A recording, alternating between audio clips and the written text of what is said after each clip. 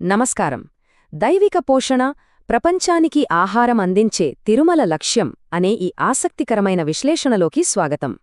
అసలు ఒకే ఒక సంస్థ ఇంత భారీ స్థాయిలో ఒక కార్యక్రమాన్ని ఎలా నిర్వహిస్తోందో తెలుసుకుంటే మన పాత అంచనాలన్నీ పూర్తిగా మారిపోతాయి. ప్రతిరోజూ ఎక్కడా ఆగకుండా సాగే ఒక అద్భుతమైన యంత్రాంగం గురించి, అది పనిచేసే తీరు గురించి ఇప్పుడు మనం విపులంగా తెలుసుకుందాం. ఈ ప్రయాణం కేవలం కొన్ని సంఖ్యల గురించి మాత్రమే కాదు, దాని వెనుక ఉన్న ఒక గొప్ప సంకల్పం గురించి కూడా.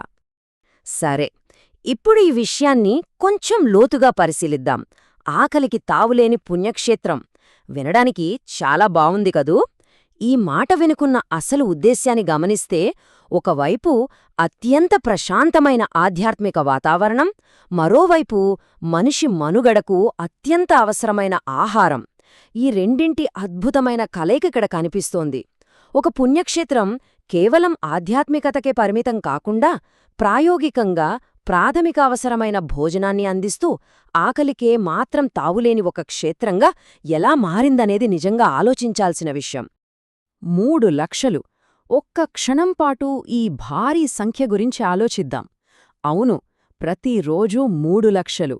అసలీ అపారమైన సంఖ్యను, ఆ స్థాయిని అర్థం చేసుకోవడానికి మనసుకు కొంచెం సమయం పడుతుంది కదా.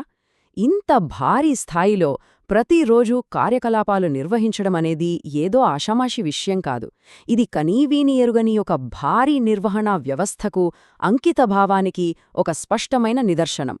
ప్రతి ఒక్క రోజూ ఇంతమందికి చేరువవ్వడం వెనుక ఎంత అపారమైన శ్రమ ఉందో ఈ సంఖ్య ఇట్టే చెప్పేస్తోంది. అయితే ఆ 3 లక్షల సంఖ్య వెనుక ఉన్న వాస్తవాన్ని గమనిస్తే, టీడీ అంటే తిరుమల దేవస్థానం ప్రతిరోజూ ఆ భక్తులకు కేవలం ఏదో ఒక సాధారణ రేషన్లాగా పంపిణీ చేయడం లేదు. అత్యంత నాణ్యమైన, సంపూర్ణమైన, ఆరోగ్యకరమైన భోజనాన్ని వడ్డిస్తున్నారు. ఒక్కరోజులో ఇంతమందికి వండి ఎంతో రుచిగా, శుచిగా ఇంత నాణ్యమైన ఆహారాన్ని అందించడమంటే ఆ యంత్రాంగం వెనుక ఉన్న శ్రమ, పక్కా ప్రణాళిక ఎలాంటిదో మనం సులభంగానే అర్థం చేసుకోవచ్చు. మరి ఇది ఒక విషయాన్ని అద్భుతంగా వివరిస్తోంది. అదేమిటంటే, ఒకవైపు ఈ భారీ స్థాయి ఆహార పంపిణీ కార్యక్రమం, మరోవైపు ప్రపంచ ప్రఖ్యాతిగాంచిన పవిత్ర క్షేత్రంగా దీని గుర్తింపు. ఈ రెండింటి మధ్య ఉన్న అవినాభావ సంబంధం. తిరుమలలో ఉన్న పవిత్రమైన హిందూమత శ్రీ వెంకటేశ్వర ఆలయానికున్న ప్రపంచవ్యాప్త కీర్తి అందరికీ తెలిసిందే. కాని అక్కడి ఈ సేవా కార్యక్రమాలు ఆ కీర్తిని మరింత విశేషంగా, స్ఫూర్తిదాయకంగా మారుస్తాయి. కేవలం ప్రార్థనలకే కాకుండా ఇంతటి మహత్కార్యానికి కేంద్రంగా నిలవడం దీని ప్రత్యేకత. ఇది నిజంగా మనల్ని ఆశ్చర్యపరిచే వాస్తవం సుమా. ఇది కేవలం రద్దీగా ఉండే ఏదో ఒక సాధారణ ప్రదేశం మాత్రమే కాదు. అక్షరాల ప్రపంచవ్యాప్తంగా అత్యధిక సంఖ్యలో ప్రజలు అడుగుపెట్టే ఏకైక ప్రదేశం ఇదే. ఇన్ని లక్షల మంది ఒకే చోటికి నిరంతరంగా వస్తున్నారంటే అది సాధారణమైన ఆకర్షణ కాదు కదా. ఆ అత్యున్నత స్థాయి సందర్శకుల రద్దీని ఒక్కసారి ఊహించుకుంటేనే అద్భుతంగా అనిపిస్తుంది. ఆ స్థాయి జనసమూహాన్ని నిరంతరం నిర్వహించడం నిజంగా ఒక అసాధారణమైన ఘనత. అయితే చివరగా ఇక్కడొక అద్భుతమైన, ఆసక్తికరమైన ప్రశ్న తలెత్తుతుంది.